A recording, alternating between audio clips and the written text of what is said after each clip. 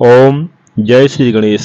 आप सभी का हमारे चैनल पर बहुत बहुत स्वागत है।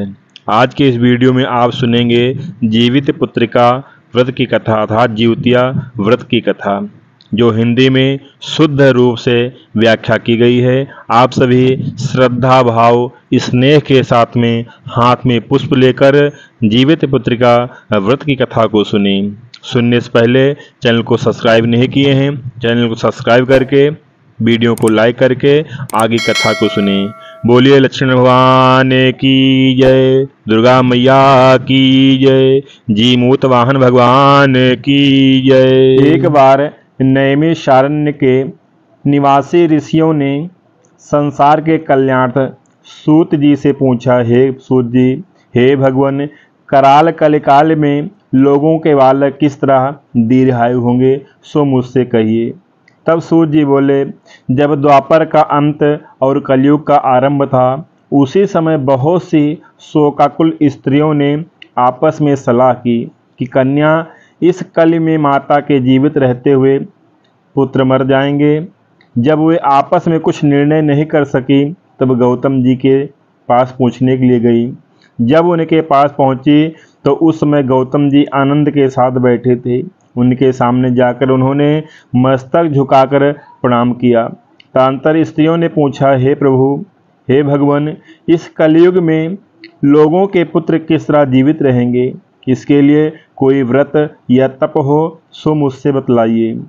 इस तरह उनकी बात सुनकर गौतम जी बोले, मैं आपसे वही बात कहूँगा जो मैंने पहले सुन रखी है।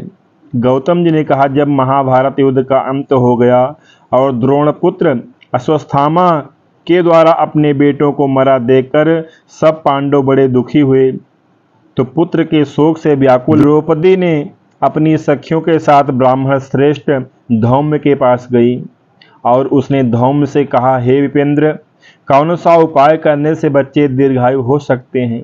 कृपा करके ठीक ठीक कहिए। धौम्य बोले, सतयुग में सत्य वचन बोलने वाला, सत्या आचरण करने वाला समदर्शी जीमूत वाहन नामक एक राजा था। एक बार वह अपनी स्त्री के साथ अपनी ससुराल गया और वहीं रहने लगा। एक दिन आधी रात के समय पुत्र शोक से व्याकुल कोई स्त्री रोने लगी, क्योंकि वह अपने बेटे के दर्शन से निराश हो चुकी थी। उसका पुत्र मर चुका था। वह रोती हुई कहती थी, हाय हाय, मुझ बूढ़ी माता के सामने मेरा बेटा मरा जा रहा है। उसका रुदन सुनकर राजा जीमूत वाहन का तो मानो हृदय विदीर्ण हो गया। वह तत्काल उस स्त्री के पास गया और उससे पूछा, तुम्हारा बेटा कैसे मरा? बूढ़ी ने कहा, गरुड़ प्रतिदिन आकर गांव के लड़कों को खा जाता है। इस पर दयालु राजा ने कहा, माता, अब तुम रो मत, आनंद से बैठो, मैं तुम्हारे बच्चे को बचाने का यत्न करता हूँ।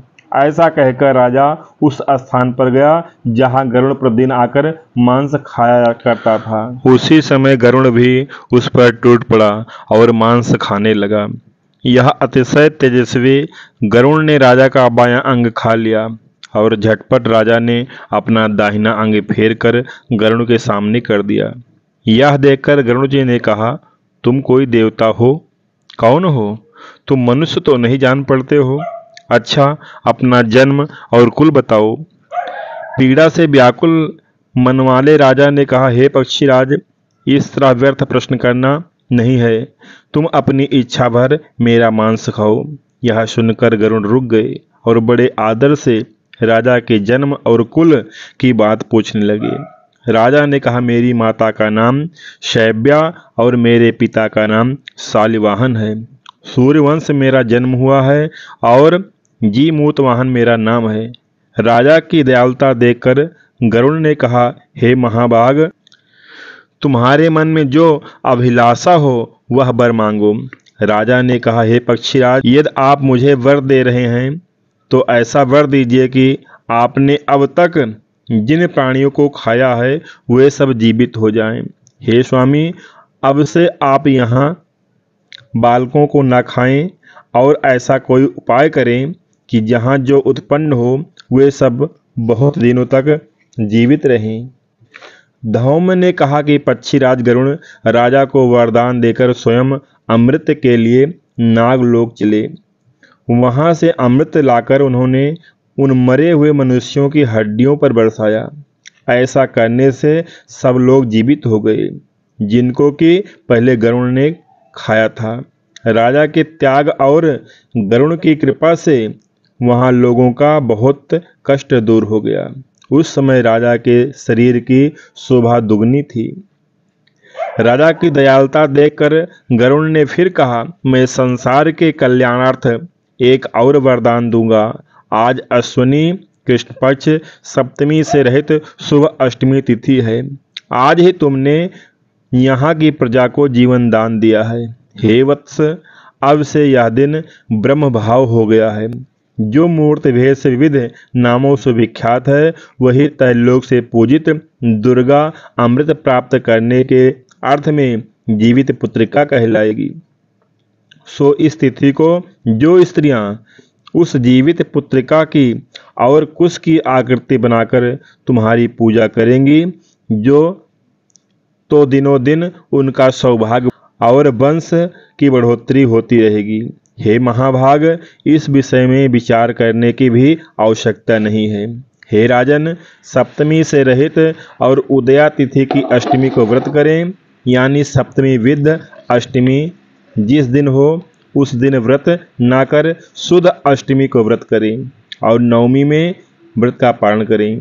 यदि इस पर ध्यान ना दिया गया तो फल नष्ट भी हो जाएगा और सौभाग्य तो अवश्य नष्ट हो जाएगा। जीमूत वाहन को इस तरह का वरदान देकर गरुड़ बैकुंठ धाम को चले गए और राजा भी अपनी पत्नी के साथ अपने नगर को वापस चले आए। धौम्य द्रौपदी से कहते हैं, हे देवी, मैंने यह अतिशय दुर्लभ व्रत को बताया। इस व्रत को करने से बच्चे दीर्घायु होते हैं। हे देवी, तुम भी पूर्वोक्त विधि से यह व्रत और दुर्गा जी का पूजन करो तो तुम्हें अभिलाषित फल प्राप्त होगा। मुनिराज धौम्य की बात सुनकर द्रौपदी के हृदय में एक प्रकार का कौतूहल उत्पन्न हुआ और पूर्ववासिनियों स्त्रियों को बुलाकर उनके साथ यह उत्तम व्रत को किया। गौतम ने कहा, यह व्रत और इसके प्रभाव को किसी एक चील ने सुन लिया और अपनी सखी सियारिन को जाकर बतलाया। इसके बाद पीपल वृक्ष की शाखा पर बैठकर उस चील ने और उस वृक्ष के खोते में बैठकर सियारिन ने भी इस व्रत को। फिर वही मादा चील किसी उत्तम ब्राह्मण के मुख से यह कथा सुनाई और पीपल के खोते में बैठी हुई अपनी सखी को सुनाया। सियारिन ने आधी कथा सुनी थी कि उसे भूख लग गई और वह उसी समय 100 से भरे हुए शमशान में पहुंची। वहां उसने इच्छा भर मांस कर भोजन किया और चील बिना कुछ खाए पिए रह गई और सवेरा हो गया। सवेरे वह गौशाले में गई और वहां गौ का दूध पिया। इस तरह नवमी को उसने पारण किया। कुछ दिनों बाद वे दोनों मर गई और अयोध्या में किसी धनी व्यापारी के यहाँ जन्मी। संयोग से उन दोनों का जन्म एक ही घर में हुआ, जिससे सियारिन ज्येष्ठ थी और चील छोटी। वे दोनों सभी शुभ लक्षणों से युक्त थीं, इसलिए बड़ी लड़की काशीराज के और छोटी उसके मंत्री के साथ गर्भवती अग्नि के सामने विधि पूर्वक ब्याही गई। पूर्व जन्म के कर्म फल से मृगनयनी रानी हुई। जिस किसी भी संतान को उत्पन्न करती वह मर जाती और पूर्व जन्म की बातों को स्मरण करने वाली मंत्री की पत्नी ने 8 वसुओं के सदृश तेजस्वी 8 बेटे उत्पन्न किए और सभी जीवित रह गए। अपनी बहन के पुत्रों को जीवित देखकर ईर्ष्यावश राजपत्नी ने अपने स्वामी से कहा, यदि तुम मुझे जीवित रखना चाहते हो तो इस मंत्री के भी पुत्रों को उसी जगह भेज दो जहां मेरे बेटे गए हैं, अर्थात इन्हें मार डालो। यह सुनकर राजा ने उस मंत्री के पुत्रों को मारने के लिए कई प्रकार के उद्योग किए, पर मंत्री पत्नी ने जीवित पुत्रिका के पुण्य बल से बचा लिया। एक दिन राजा ने अपने आदमियों से उन पुत्रों का सिर कटवाकर पिटारी में रखवाया और वह पिटारी उनकी माता अर्थात मंत्री पत्नी के पास भेज दिया, किंतु वे 8 से बेशकीमती जवाहरात हो गए और भले चंगे हुए 8 लड़के अपनी माता के पास वापस चले गए।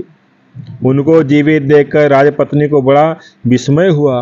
अंत में वह मंत्री की पत्नी के पास आई और उसने पूछा, बहन, तुमने कौन सा ऐसा पुण्य किया है जिससे बार बार मारे जाने पर भी तुम्हारे बेटे नहीं मरते? इस पर मंत्री की पत्नी ने कहा, पूर्व जन्म में चील थी और तुम सियारी। हमने और तुमने एक साथ जीवित पुत्रिका का व्रत किया था। तुमने व्रत के नियमों का भली भांति पालन नहीं किया था और मैंने किया था। इसी दोष से हे बहन, तुम्हारे बेटे जीवित नहीं रहते। और राजनानी, अब भी तुम इस जीवित पुत्रिका व्रत को करो तो तुम्हारे बेटे दीर्घायु होंगे। मैं तुमसे सच सच कह रही हूँ। इसके कथनानुसार रानी ने व्रत को किया, तभी से उसके बेटे बड़े सुंदर और दीर्घायु होकर बड़े बड़े राजा हुए। सूत जी कहते हैं, सब प्रकार का आनंद देने वाला मैंने यह दिव्य व्रत बतलाया। स्त्रियां चिरंजीवी संतान चाहती हों तो विधि पूर्वक यह व्रत को। बोलिए लक्ष्मण भगवान की जय, दुर्गा मैया की जय, जी मूत वाहन भगवान की जय। आप सभी को जीवित पुत्रिका व्रत कथा अच्छी लगी हो, पसंद आई हो तो आप सब चैनल को सब्सक्राइब अवश्य करें, वीडियो को लाइक करें और वीडियो को शेयर करना ना भूलें। यह धर्म कार्य है। अपने ग्रुप में, व्हाट्सएप पर, फेसबुक पर, अपने स्टेटस पर अवश्य भेजें। कथा को लोगों को अवश्य सुनाएं। आप सभी को जीवित पुत्रिका व्रत की हार्दिक शुभकामनाएं एवं बहुत बहुत बधाई। आप सभी स्वस्थ रहे, मस्त रहें, सभी के यहाँ सुख शांति समृद्धि, सभी के बच्चे यशस्वी चिरंजीवी हों। इसी कामना के साथ में आप सभी को धन्यवाद।